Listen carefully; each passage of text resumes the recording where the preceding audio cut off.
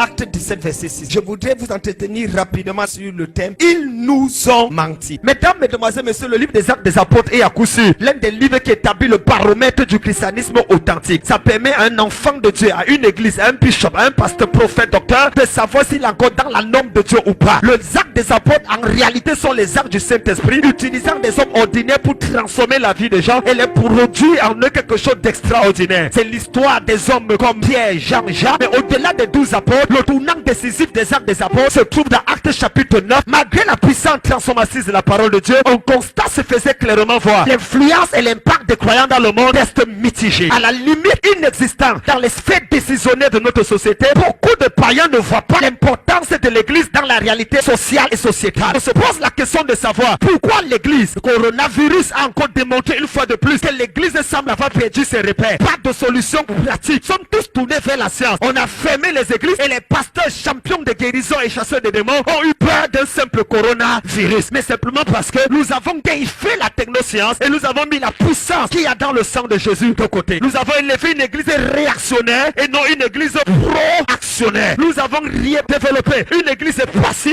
au lieu d'une église active. Nous avons établi une église fataliste au lieu d'avoir une église porteuse de vie. Nous avons créé au sein de nos différentes églises des religieux au lieu de créer des royaumiseurs, des gens qui prêchent le royaume, vivent le royaume et proclament le royaume. La politique est devenue simple. On attend dans la salle d'attente le retour de Jésus afin d'aller au ciel. On critique plus qu'on apporte de solutions. Il y a des mensonges qui ont été communiqués dans cette génération. Quels sont ces mensonges? Tout le thème de mon message, ils nous ont menti. Ils nous ont menti parce que quand on regarde l'église primitive et on nous regarde aujourd'hui, il y a un problème quelque part. Nous n'arrivons pas. 12 personnes ont secoué l'Asie mineure. 12 personnes ont mis l'Empire romain sans dessous.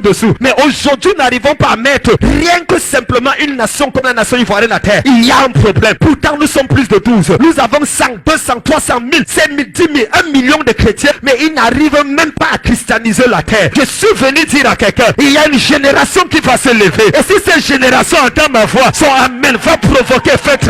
Et aujourd'hui, je vais démystifier en 15 minutes 7 des mensonges qu'ils nous ont donnés. Celui qui lève la main et dit amen fort et on avance. On ne comprend pas que le même Saint-Esprit, la même Bible, la même puissance de Dieu était opérationnelle à l'église primitive et ils ont bouleversé le monde. Le même Saint-Esprit, la même Bible est présente aujourd'hui, mais on n'arrive même pas à bouger ne serait-ce que notre quartier. Premier mensonge, ils ont dit que Dieu n'utilise que les ratés et les échoués pour faire son œuvre. Oui, ils nous ont tellement menti qu'aujourd'hui, quand quelqu'un répondait à l'appel, quand quelqu'un naît de nouveau, il ne va plus à l'école. Combien de personnes ont abandonné l'école parce qu'on leur a dit que Jésus revient bientôt? Combien de personnes ont abandonné l'école parce qu'on a dit qu'on n'a pas besoin de l'école pour servir Dieu? Ça, c'est une abomination. Ils ne savent pas que Moïse, le libérateur, Moïse qui a délivré Israël de l'Égypte pour les introduire dans la terre promise, était 3 fois docteur. Un docteur en architecture, un docteur en linguistique, un docteur en égyptologie. Parce que la Bible dit dans Actes chapitre 7, Moïse était instruit dans toute la sagesse et la connaissance des Égyptiens. Dans toutes les universités égyptiennes, première puissance intellectuelle du monde, Moïse avait tous les doctorats de l'univers. Ils nous ont menti alors que Daniel était un homme qui était instruit dans la langue des Chaldéens. Ils nous ont menti parce qu'ils nous ont dit que les disciples n'avaient pas fréquenté Pierre, Jean et Jacques. Un homme qui est venu après eux, qui n'a jamais parlé avec Jésus, qui n'a jamais dormi avec Jésus, appelé Saul de Tarse, parce qu'il avait plusieurs doctorats. Il a écrit 13 livres du Nouveau Testament.